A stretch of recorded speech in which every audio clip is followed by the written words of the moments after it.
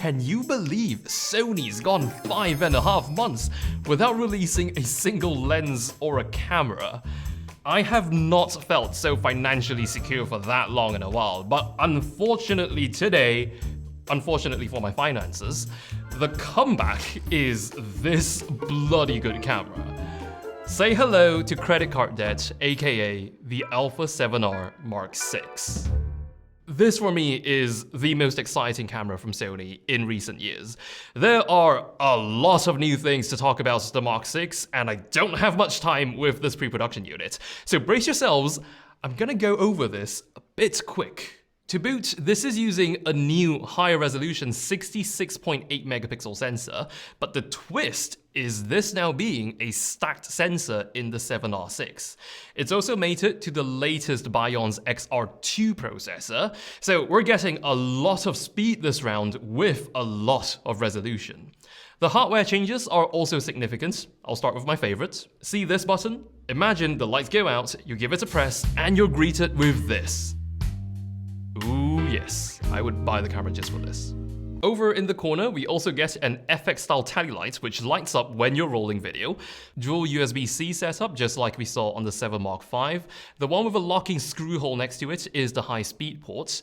The mode dial has full auto raised for some reason, but the new thing here is this asterisk mode. It's basically a third slot for your memory recall modes, but when this is selected, you can choose from 10 different recalls in the shooting mode menu. The EVF has the same resolution as the A7R V, but it is now 3 times brighter, and it supports a wider DCI-P3 color gamut. It's also HDR capable now, so specifically if you're shooting video in HLG, you can monitor in HDR through the EVF. But now comes the real hardware shakeup. This is not an FZ100. This is an all-new, more powerful SA100 battery that's arriving with the A7R VI. It's completely overhauled, it's a different shape, the power rating's different, so it will not be cross-compatible with the FZ100 generation. It's a little bit bigger, and the pins now sit along the short side now, but it does get around 17% more capacity. You do get longer battery life, and this also means you need a new charger. Good news is the A7R VI does ship with the new dual charger. It's called the SAD1. I've been informed that despite getting a dual charger, the camera ships with one battery only. Thing is, when you charge one battery only with this new dual charger, it charges almost twice as fast as an FZ100 with its charger. It equals the charging speed of the FZ100 with its charger if you're charging both slots. The charging indicators have also been redesigned for more clarity, and there's a battery health button on the charger itself for checking the condition of your batteries. There's also a camera menu for this. The charger, instead of being powered through the old figure 8 AC connector, now takes power via USB-C. To charge at full speed, you'll need at least 45 watts over power delivery, and I'm saying it this way because it does not seem that the power supply is included with the camera, so you have to use your own. Now let's talk about the camera. Speed in stills. Mechanical shutter is still 10 FPS, but with that stacked sensor, we've now got 30 FPS in electronic shutter. That's a lot of throughput for 66.8 megapixels, and with my faster CFA card in the lossless compressed RAW format, I was able to hold a 30 FPS burst for a little over 2 seconds before it caught up to the buffer. Sony also claims this new sensor to have 1 extra stop of dynamic range compared to the A7R V. That brings this to a total of 16 stops. As usual, we're gonna have to take Sony's word for it since we're still in pre-release and nothing's able to read the RAW files yet.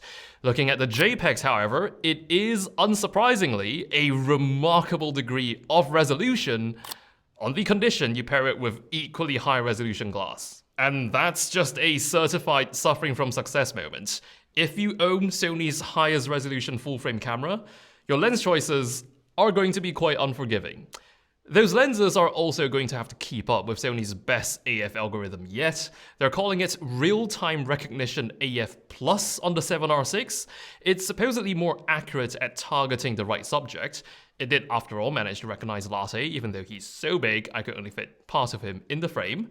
It can also track subjects even when they're really small in the frame, and it's now better at resuming a track after your subject gets momentarily lost behind something. This also gets pre-capture and the continuous shooting speed boost feature. Both take advantage of electronic shutter now that it's got much faster readout speeds.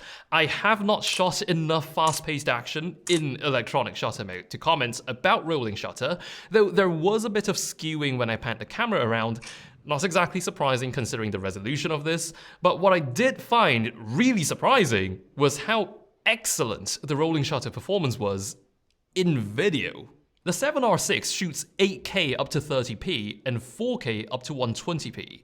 The 8K mode is oversampled from 8.2K, so there is a 1.2 times crop factor regardless in 8K. 4K is oversampled from 5K, and you can shoot with no cropping at all the way up to 120p. Using a very homemade test I cooked up, hence the lack of figures, I was quite shocked to find the A7R VI to have less rolling shutter than my coveted A7S III in 4K 30p. And even when shooting 8K on the A7R VI, the rolling shutter was still not as bad as the 7 Mark IV in 4K 30p. There's also a very neat new video feature on the A7R VI called dual gain. It's that thing where it exposes your video at 2 ISO values simultaneously for more dynamic range, and this works in 4K up to 30p while also limiting your ISO to a range between 200 and 3200 when shooting in S-Log 3. But boy does it work like magic. This is ISO 3200 without dual gain, and here it is with.